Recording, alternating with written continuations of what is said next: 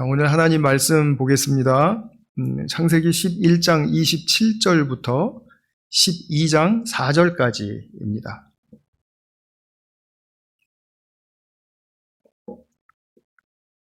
창세기 11장 27절부터 12장 4절까지 조금 긴데요. 제가 새 번역으로 읽어드리겠습니다. 데라의 족보는 이러하다. 데라는 아브람과 나홀과 하란을 낳았다. 하란은 롯을 낳았다. 그러나 하란은 그가 태어난 땅 바빌로니아의 우르에서 아버지보다 먼저 죽었다.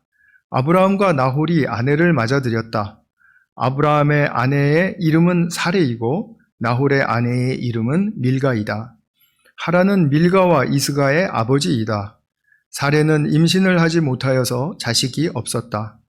데라는 아들 아브람과 하란에게서 난 손자 롯과 아들 아브람의 아내인 며느리 사레를 데리고 가나안 땅으로 오려고 바빌로니아의 우르를 떠나서 하란에 이르렀다. 그는 거기에다가 자리를 잡고 살았다.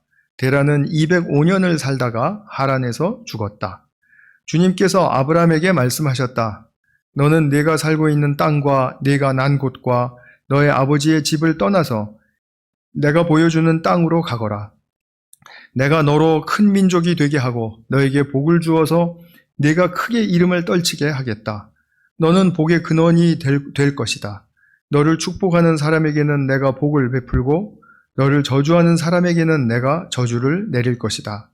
땅에 사는 모든 민족이 너로 말미암아 복을 받을 것이다. 아브람은 주님께서 말씀하신 대로 길을 떠났다. 롯도 그와 함께 길을 떠났다. 아브라함이 하란을 떠날 때 나이는 75이었다. 아멘. 오늘부터 이제 믿음의 조상이라고 불리우는 아브라함에 관한 이야기를 우리 함께 살펴보겠습니다. 먼저 우리가 믿음의 조상이라고 하니까 특별한 사람이라고 생각하기 쉬운데 아브라함은 어떤 면에서 보아도 보통 사람이었습니다. 우리와 같이 똑같은 인격과 성품을 가진 사람이었고 또 어느 정도 인격에 문제도 있는 사람이었고 그랬습니다. 근데 그가 75세쯤 되었을 때 이제 주님의 사람으로 부르심을 받고 그리고 그 부르심에 점점 더 합당한 믿음으로 이제 자기의 삶을 가꾸어가는 이제 그런 사람으로 이제 변화되어 갔던 것이죠. 우리도 각자가 인생의 어느 날 하나님의 사람으로 이제 부르심을 받았잖아요. 그리고 이제 우리의 삶의 여정, 주어진 여정을 걸어가는데 늘 우리에게 정말 절대적으로 필요한 것은 아브라함과 같이 합당한 믿음으로 자꾸 우리의 삶을 가꾸어가는 것입니다. 그래서 변화되어 가는 것입니다.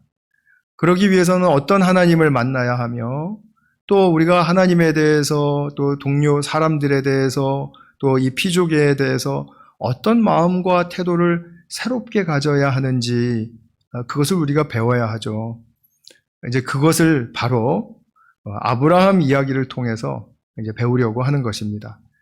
이제 아브라함의 이야기는 우리에게 귀한 이제 진리의 가르침을 주고 있거든요. 그래서 이제 제가 조금 전에도 이제 광고 시간에 말씀을 드렸지만 이제 카톡방 우리 같이 할 때 여러분들이 질문도 주시고 하면 그 오는 주일날 설교 시간 통해서 질문에 답변하는 것도 제가 준비를 하고 그렇게 해서 우리 아브라함 이야기를 보다 더 깊게 그리고 또 선명하게 깨닫고 그리고 또 그것을 누리는 그런 우리 공동체의 시간이 되기를 간절한 마음으로 기대하겠습니다. 먼저 오늘은 아브라함을 부르신 배경을 좀 살피도록 할게요. 먼저 우리 영적인 배경을 좀 보겠습니다. 영적인 배경이라고 하면 이제 성경적인 그 지식에 근거하는 그런 배경이니까 뭐 특별한 뭐 어디서 뚝 떨어지는 그런 환상의 배경이 아니라는 것입니다. 그러기 위해서는 우리가 지난 여름에도 공부했고 또 지난 2주간에도 제가 영적 안내방에서 올려드린 창세기 1장부터 11장까지의 그런 내용들을 기억해 주시면 아브라함의 그 배경을 이해하는데 굉장히 도움이 됩니다. 간략하게 제가 줄여서 말씀을 또 드려보겠습니다. 하나님께서 사람과 세상을 창조하셨죠. 그리고 아담과 하와를 세우시고 그리고 그 후손을 통해서 하시고자 했던 일은 하나님을 대신해서 창조세계를 많이 맡기셨어요. 그리고 돌보고 다스리도록 대리 통치의 일을 맡기신 것입니다. 그것이 인간의 본분입니다. 본분. 근데 아담과 하와가 하나님 말씀에 불순종하면서 이제 죄성을 갖게 됐죠. 죄성이라는 것은 하나님과 분리되는 성향을 갖게 됐다라는 것입니다. 그렇게 되니까 자기 본분을 잃어버렸습니다. 그러나 아담과 하와를 찾아오신 주님이 그들에게 말씀하실 때 그들은 그 말씀을 경청함으로써 다시 회복의 여정으로 들어갔습니다. 죄성은 여전히 가지고 있습니다. 그러나 회복의 여정으로 들어갔습니다. 그런데 그 다음 때 가인의 이제 때에 가서 그 아들이 시기하고 살인하는 죄를 지었죠. 죄성을 가졌으니까 그래서는 안 되지만 그럴 수 있었습니다. 그런데 문제는 뭐냐 하면 회개하고 주님께로 돌아올 수 있었음에도 불구하고 다시 말하면 하나님께서 그를 찾아가셔서 그에게 말씀하시고 계속해서 타이르시고 설득하시는 가운데 있었음에도 불구하고 나는 하나님 떠날래요 하고 떠났죠.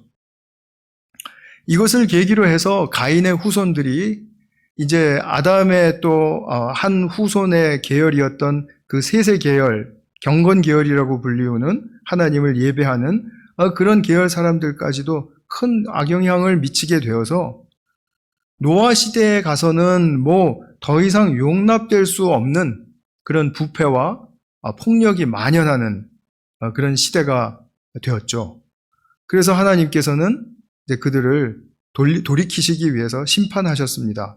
홍수 심판이죠. 그래서 아담 이래로 모든 인류는 노아와 그 가족들만을 제외하고 이 땅에서 모두 사라졌습니다. 이게 홍수 심판의 위력이었습니다. 그런데 홍수 심판 이후로 이제 노아를 시조로 하는 또 새 인류가 번성했죠. 그런데 이들 또한 하나님과 동료 사람들과 피조계를 그 본분에 따라서 돌보지 않았습니다. 그리고 자기 집단만을 위하고 또 인간의 이름을 높이기 위해서 힘의 역사를 추구하고 또 힘을 길러내는 그런 반창조적인 특징이 주도하는 시대를 만들었습니다. 그래서 바벨을 중심으로 해서 그 일을 했을 때 하나님께서는 거기에 모였던 사람들을 또 심판하셨죠. 그 심판은 홍수 심판과는 다르게 흩어지게 하신 것이었습니다. 결국 노아의 후손들도 영적인 본분을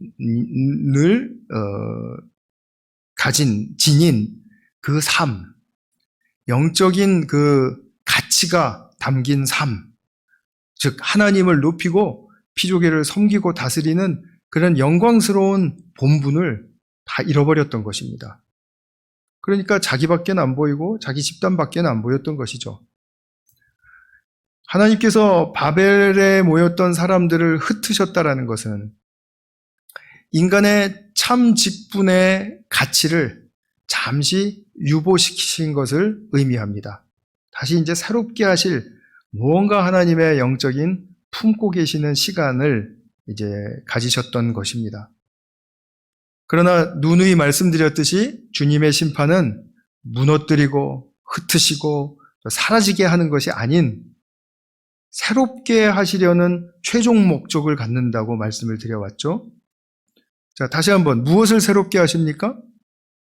창조의 회복을 위해서 인간의 본분을 새롭게 하십니다.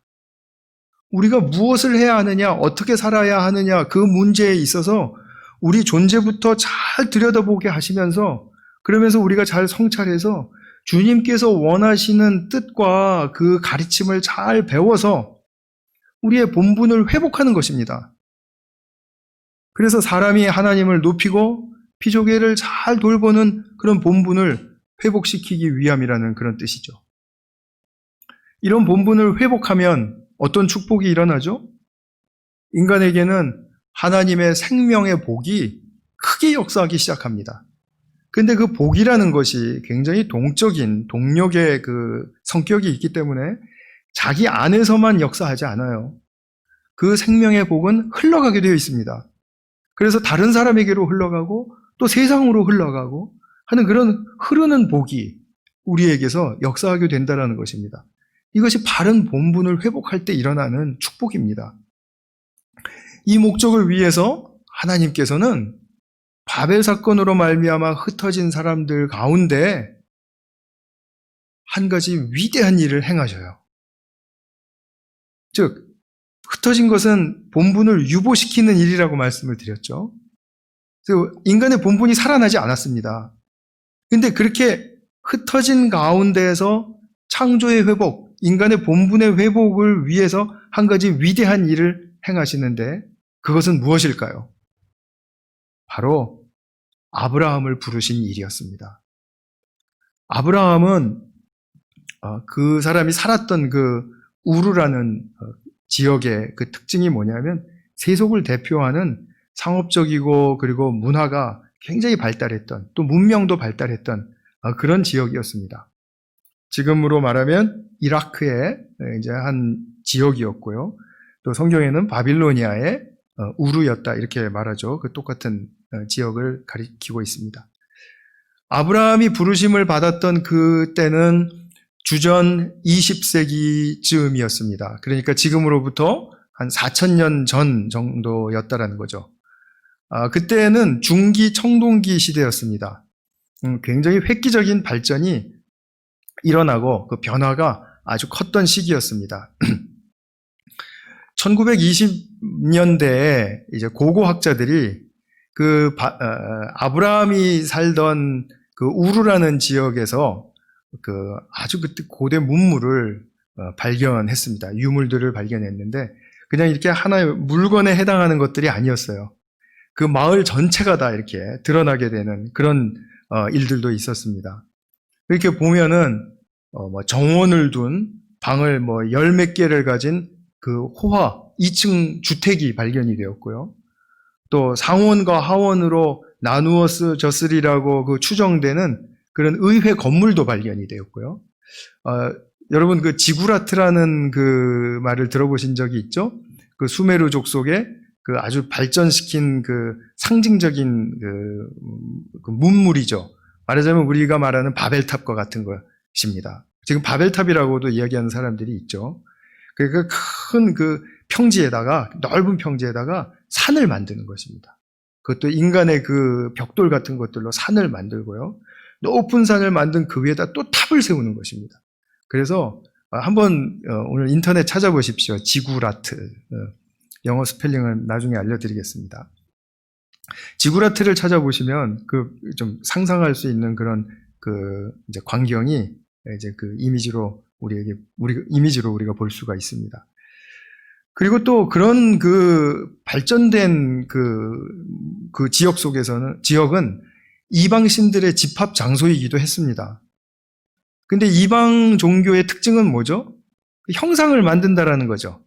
그래서 그 이방신들의 형상을 만들어서 이제 잘 파는, 그러니까 그것으로 이제 사업을 하는 그 사람들이 많았는데, 그 아브라함의 아버지 데라가 이제 그 이방신들의 모형을 만들어서 파는 당시 이제 잘 나가는 그 사업을 하던 사람이었다라는 거죠. 이렇게 문명적으로는 굉장히 발전하고 좋은 그런 시기에 있었지만 영적으로는 어땠습니까? 창조주가 어떻게 이 세상을 그리고 또 이 역사를 이끌고 가는가? 사람은 그 창조주의 뜻에 따라서 무엇을 위해서 살아야 하고 또 어떻게 사는 것이 또 우리가 진정으로 행복하고 진정으로 축복이 되는 생명의 복을 누리는 길인가? 이런 거에는, 이런 본질적인 것에는 완전히 까마득해진 시대였다라는 것이죠. 이때 주님은 그 사람들 가운데서 아브라함의 가족을 불러내신 것입니다. 그래서 아까 우리가 11장 27절부터 보셨는데 그 가족이 이제 하란이라는 곳으로 옮겨갑니다. 하란은 시리아의 땅입니다. 그 이스라엘 북쪽에 위치한 좀 널찍막한 나라 있죠. 그 나라에 이제 하란이라는 곳으로 옮겨가서 머물렀습니다. 가나안 땅을 목적지로 하고 고향 우르를 떠난 것은 맞는데, 그런데 하란에서 머문 이유는 우리가 잘 모릅니다. 성경에는 나오지 않고요. 그러다가 데라가, 그 아브라함의 아버지 데라가 거기서 죽은 후에 이제 하나님은 아브라함을 최종 부르심의 그 목적지인 가나안 땅으로 이제 불러주신 것이죠. 이것이 아브라함이 부르심을 입은 이제 배경입니다. 근데 아브라함을 부르실 때 그냥 부르시지 않고 말씀을 하셨습니다.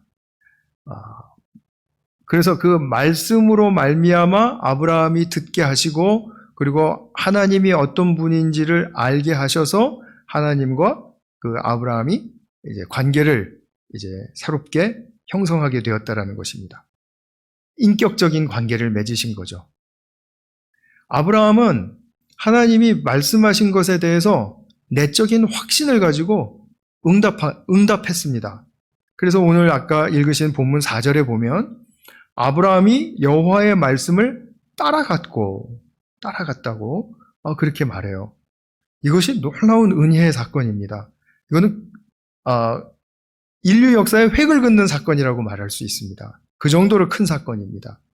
왜냐하면 바벨 사건 이후로 흩어짐 속에서 창조주와 이런 만남이 없었다라는 거죠. 이런 만남이 전혀 없었습니다. 창조 이후 노아 시대에 이어서 아브라함이 하나님의 말씀을 듣고 말씀을 따름으로써 하나님과의 관계가 형성된 바로 이 사건은 아브라함의 새 시대를 여는 그런 아주 큰 개막식과 같은 그런 사건이었다라는 것입니다. 아담의 인류 그리고 노아의 인류에 이어서 아브라함의 인류가, 믿음의 인류가 기대하기는 시작된 것이죠. 그런데 제가 이제 자꾸 아담의 인류, 노아의 인류 이렇게 말씀을 드리니까 이거 무슨 뭐 다른 종류의 인간을 말하는 것인가? 저 사람은 인간 호모사피엔스를 믿지 않고 뭐 여러 가지 각종 다른 종류의 인간을 믿는가 하는데 그런 건 아니고요. 같은 통 속의 호모사피엔스인데 이제 하나님께서 인류를 새롭게 하시는 결정적인 큰 사건을 고려할 때 그렇게 구분을 우리가 한번 해보자라는 거죠. 그래서 마태복음 1장 1절에 보면 이거 첫 절이죠. 뭐라고 말씀합니까? 아브라함과 다윗의 세계라 이렇게 말을 해요. 그 훗날에 다윗의 때에도 새 시대가 열렸다라는 것을 암시하는 말씀이에요. 물론 아브라함으로 말미암아 새 시대가 열린 것도 암시하는 말씀이고요. 그런데 새 시대가 열려도 하나님의 최종 목적은 항상 동일했죠. 궁극적으로 하나님의 창조의 진정한 회복이다. 이것이었습니다. 이제 하나님께서 아브라함과 관계를 맺으시고 인도하실 때 독특한 방법을 이제 쓰시는데, 말씀의 방법입니다.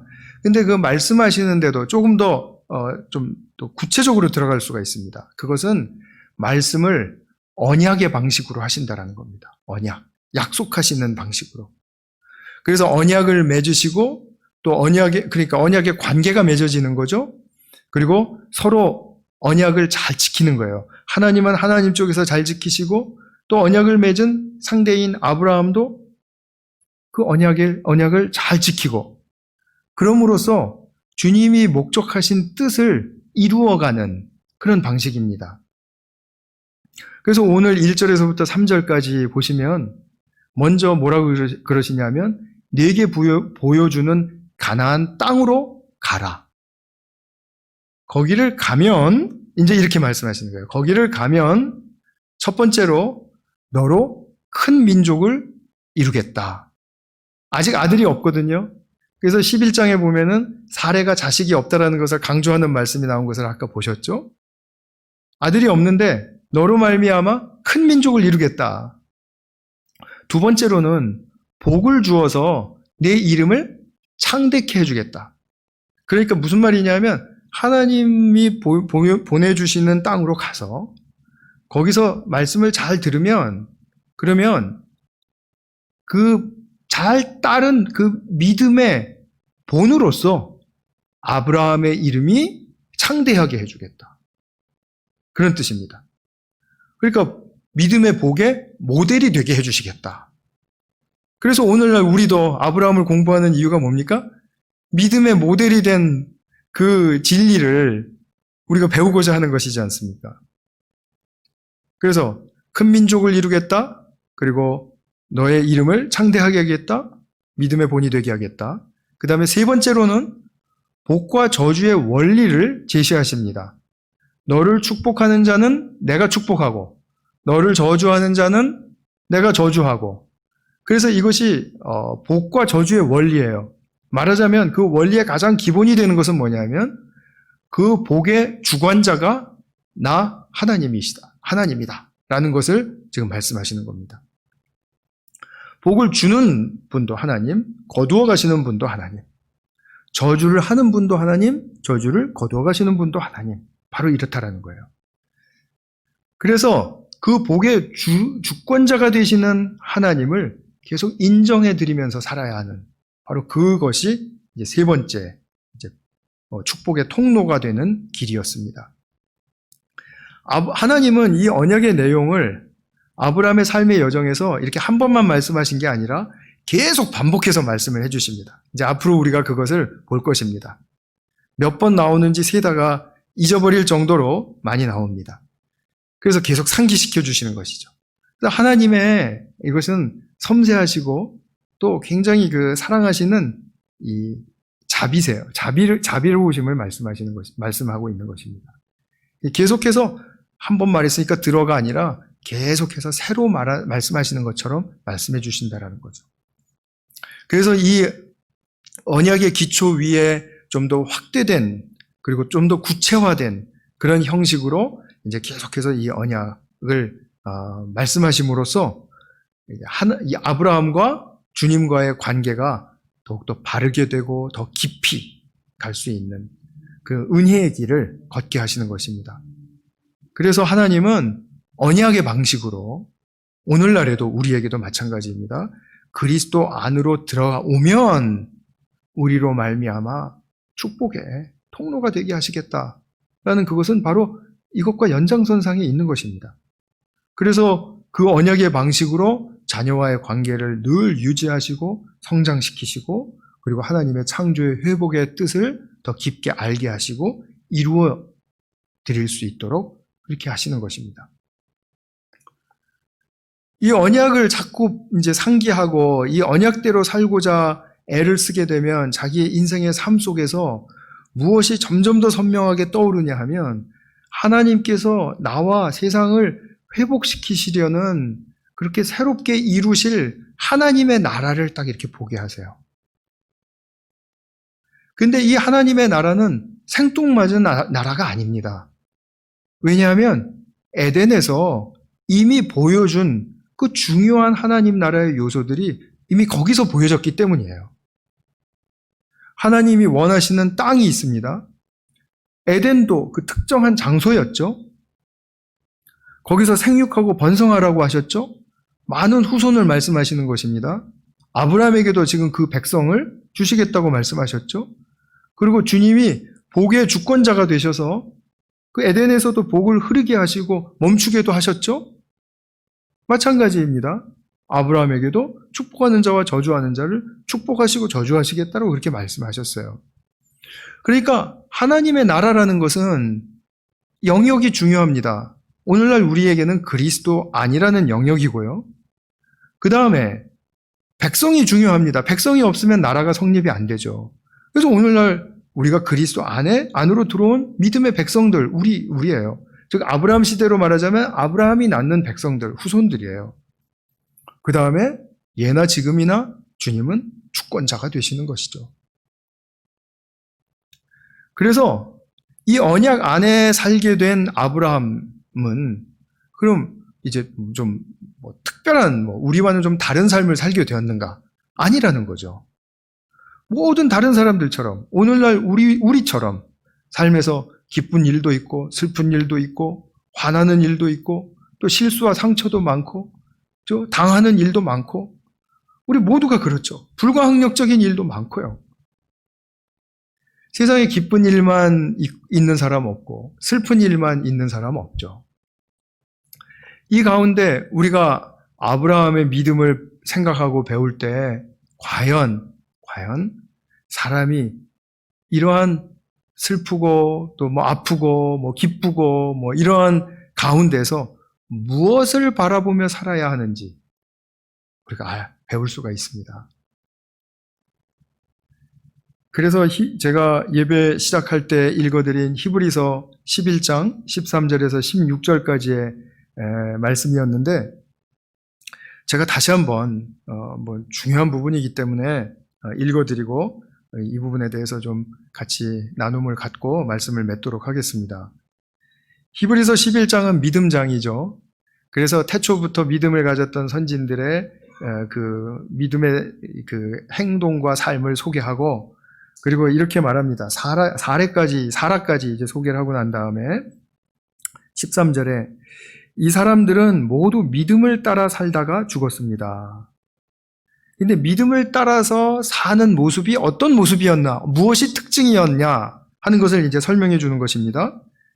그들은 약속한 것을 받지는 못했지만, 그러니까 완성된 하나님의 나라는 받지는 못했지만 그것을 멀리서 바라보고 반겼으며 마치 자기가 이제 당도한 그런 나라처럼 반겼으며 이 땅에서는 여기 중요합니다. 길손과 나그네 신세임을 고백하였습니다. 이런 말을 하는 사람들은 자기네가 고향을 찾고 있다는 것을 나타내는 것입니다. 인간은 누구나 다 본향을 그리워하는 존재다 이 말입니다. 그들이 만일 떠나온 곳을 생각하고 있었더라면 돌아갈 기회가 있었을 것입니다. 그러나 사실은 그들은 더 좋은 곳을 동경하고 있었던 것입니다. 그것은 곧 하늘의 고향입니다. 하늘의 고향. 참 좋은 말이죠. 그래서 하나님께서는 그들의 하나님이라고 불리는 것을 부끄러워하지 않으시고 그들을 위하여 한 도시를 마련해 두셨습니다. 도시라고 했는데 한 성, 즉 하나님이 주권적으로 다스리시는 완성된 하나님의 나라, 그것을 말하는 거죠.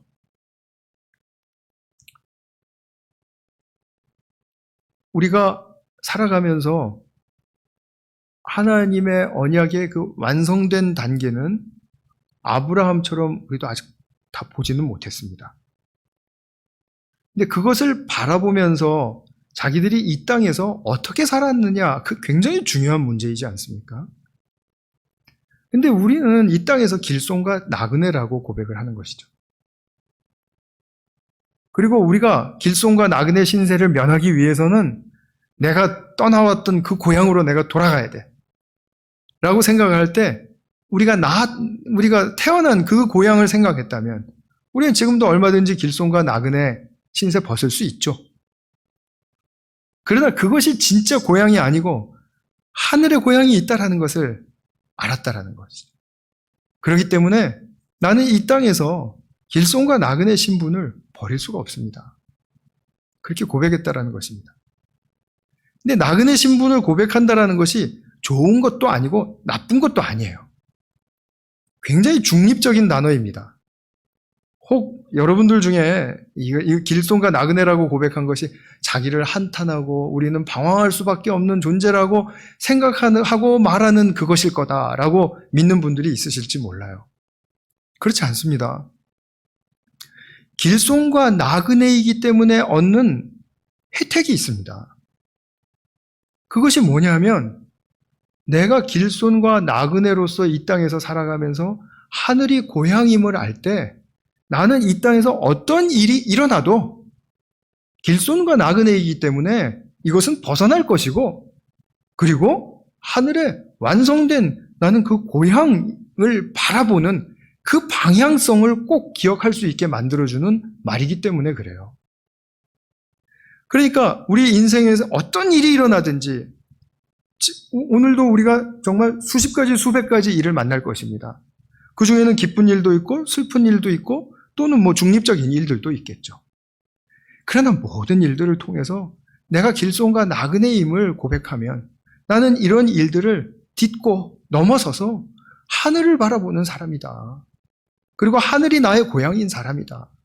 나는 거기에 나의 진정한 위로가 있고 그것을 바라보는 그 소망이 내가 지금 이 순간을 살아가는 힘이다. 힘. 그래서 믿음의 사람들은 자기가 하늘로부터 온 존재인지를 알았다는 것입니다. 그리고 인생을 살던 중에 부르심을 받고 이 땅에서 나그네처럼 살지만 자랑스러웠다라는 거죠.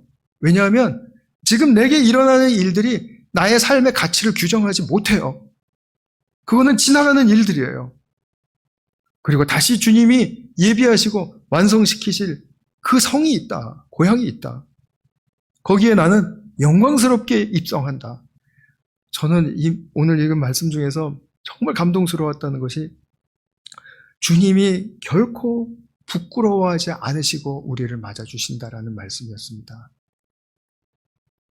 우리가 주님 앞에 서서도 부끄럽고 자책하고 내가 좀 더 잘 살 수 있었는데요. 막 이런 마음 들고 그리고 그때 내가 잘못했죠. 하나님 쏘리. 아니라는 거죠. 그때 가서는. 우리는 지금 이 땅에서부터 자책하고 그리고 나의 존재에 대해서 그런 부정적인 어떤 규정을 하고 있고 다른 사람에 관해서 뭐 말할 것도 없고요. 그런 가운데 있는 그 삶이 얼마나 우리 삶을 망치는 것인지 알 수가 없습니다. 저는 정말 자랑스러운 사람이 누군지 아세요? 우리 공동체와 우리 가족과 제가 아는 사람 중에 자기가 잘못해도 자기 존재 자체를 부정하지 않는 사람입니다. 즉 자기를 나쁜 사람이라고 규정하지 않는 사람입니다. 부족하다, 뭐하다, 겸손의 말인 것처럼 들리지만 사실은 그것이 얼마나 우리의 심령을 찢고 있는지 모릅니다. 기억해 주시면 좋겠습니다. 그래서 믿음의 사람들은 이 땅에서의 삶의 한순간도 가치없게 여기지 않아요. 왜냐하면 그 순간을 통해서 희노애락이 담긴 그 순간을 통해서 본향을 향하게 하는 중요한 과정이기 때문에 그 과정이 없이는 내 인생의 방향성을 잃어버리는 것이기 때문에 그렇기 때문에 무가치하다고 하지 않습니다. 남들이 보기에 저주받은 것이라고 보일 수 있고 남들이 보기에 내가 생각하기에도 이거는 정말 있어서는 안 될 일이다 이렇게 생각할 수 있어요. 그러나 그런 과정이 없으면 나로 하여금 길손과 나그네임을 보지 못하게 하고 그리고 그 하나님의 본향, 예비하신 본향을 향하지 못하게 하기 때문에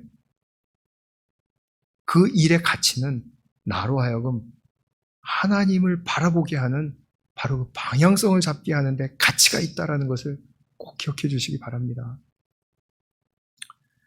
제가 지금 드리는 말씀이 그냥 이렇게 흘러갈 수 있습니다. 그러나 저는 꼭 강조드리고 싶어요. 이 세상에 일어나는 어떤 일도 희노애락의 어떤 일도 무가치하지 않다라는 것. 왜냐하면 그것은 나로 하여금 하나님의 본향을 그리워하고 그것을 향하게 만드는 사건이 되기 때문에 그 중요한 가치를 지니고 있기 때문에 결코 헛된 것이 아니라는 것을 말씀드리고 싶습니다. 말씀을 맺겠습니다.